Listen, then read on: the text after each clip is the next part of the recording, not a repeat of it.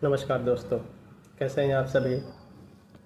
जैसा कि मैंने आपसे कहा था कि मैं इतिहास से रिलेटेड रोचक जानकारियाँ आपके सामने लेकर आऊँगा।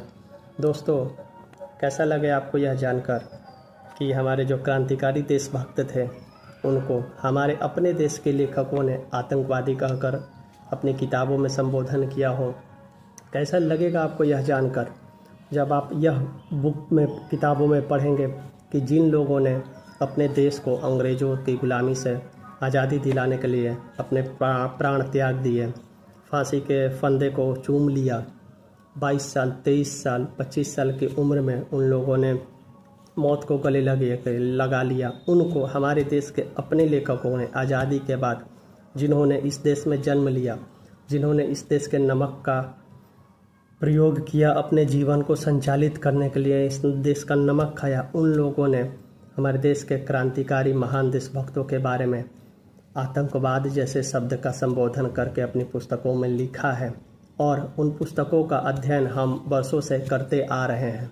जी हाँ दोस्तों, आप जब राजीव अहीर सर की एक किताब पढ़ेंगे आधुनिक भारत, जो कि स्पेक्ट्रम पब्लिकेशन से प्रकाशित होती है, वहाँ भी आपको भगत सिंह, सुखदेव, राजगुरु जैसे महान क्रांतिकारी देशभक्तों के लिए आतंकवादी शब्द का संबोधन करके बुलाया गया है।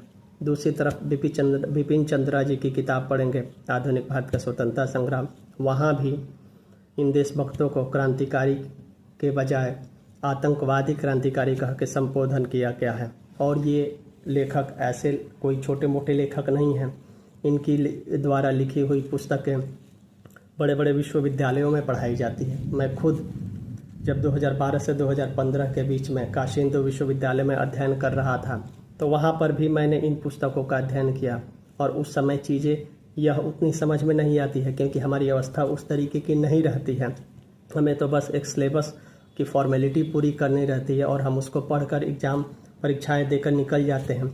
लेकिन जब आज सरकारें बदल गई, कांग्रेस के बजाय भारतीय जनता पार्टी की सरकार आई और उन्होंने देश को जागरूक करने के लिए इन सारी मुद्दों पर डिबेट किए, लोगों को जागरूक किया और चीज़ें इंडिकेट की, तब जाके फिर से जब आज उन चीज़ों को पढ़ा जाता है तब समझ में आता है कि देश के इतने बड़े बड़े महान नेताओं के बारे में किस तरीके से एक देश की पूर्व राजनीतिक पार्टी ने कितने गलत तरीके से संबोधन करके और सच्चाई को छुपाकर सिर्फ अपनी राजनीतिक रोटियां सेकी और हमारे दिमाग और मन मस्तिष्क में गलत अवधारणा, गलत विचारधारा और गलत जानकारी को परोस दिया था। कैसा लगा आपको यह हमारा वीडियो, कमेंट में ज़रूर लिखें।